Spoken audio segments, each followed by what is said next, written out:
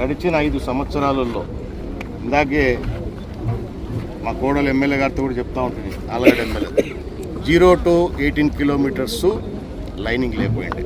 ఈ ప్రాజెక్టు స్వర్గీయ నందమూరి తారక రామారావు మనకందరికి బాగా గుర్తు, 1985లో ఇదే ప్రాంతంలోనే ఫౌండేషన్ స్టోన్ వేశారు. ఎవరు ఆనాటి తమిళనాడు చీఫ్ మినిస్టర్ ఎంజీఆర్ గారు, ఎన్టీ రామారావు గారు ఇద్దరు వచ్చి ఇక్కడ ఫౌండేషన్ వేసినారు. దాని తర్వాత ప్రాజెక్ట్ అంతా కమెన్స్ అయ్యి ఓపెన్ అయింది. 1996లో ఓపెన్ అయింది. 1996లో ఓపెన్ అయినప్పటి నుంచి మధ్యలో మరి అనేక కారణాల వల్ల ఎందుకో ఈ 0 to 18 కిలోమీటర్స్ లైనింగ్ పనులు లేకుండా ఆగిపోయింది.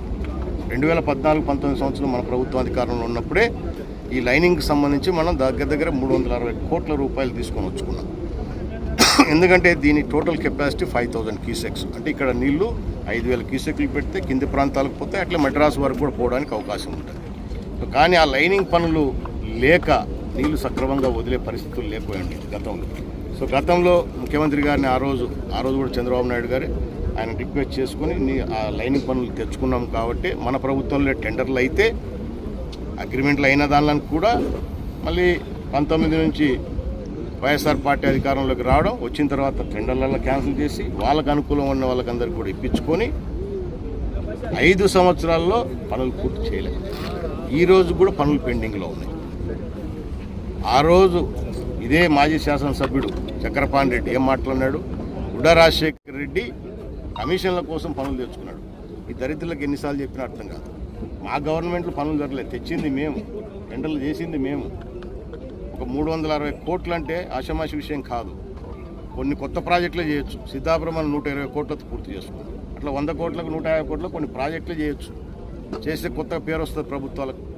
అటువంటిది కాకుండా ఈ పాత ప్రాజెక్టుకు అంటే దీని మీద కొన్ని లక్షల ఎకరాలు ఉంది కాబట్టి రైతులు బాగుండాలని ఆ రోజు తీసుకొస్తే కమిషన్ల కోసం ఉండాలి. వాళ్ళు గత 5 సంవత్సరాల్లో టెండర్లు క్యాన్సిల్ చేసి వాళ్ళ ప్రభుత్వంలో వాళ్ళ మనుషులకు ఇచ్చుకొని కమిషన్లు ఎవరు తిన్నాడా, అయినా పనులు పూర్తి కాదు. నీ అడ్డమైన కమిషన్లకు భయపడి వాడు పనులు కూడా సక్రమంగా చేయలేదు. సో ఇటువంటి దరిద్రపు ఆలోచన పోయిన 5 సంవత్సరాల్లో ఎక్కడన్నా ఎప్పుడన్నా ఒక చిన్న రీజన్ ఇచ్చినవా గేట్లకు? 5 సంవత్సరాలలో ఈ సంవత్సరం మళ్ళీ మనం అధికారంలోకి వచ్చిన తర్వాత ఓఎండ్ఎం కింద మెయింటెనెన్స్ కింద చిన్న వర్కులు, మెయింటెనెన్స్ వర్కులు కూడా లేవు. లేకపోతే మళ్ళీ 5 కోట్ల రూపాయలు తీసుకొచ్చాం.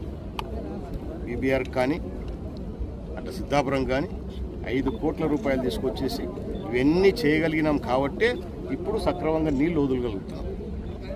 పోయిన వాళ్ళ అధికారంలో ఉన్నప్పుడు ఒక డబ్ల్యూఏ లేడు, నీటి యాజమాన్య సంస్థే లేదు.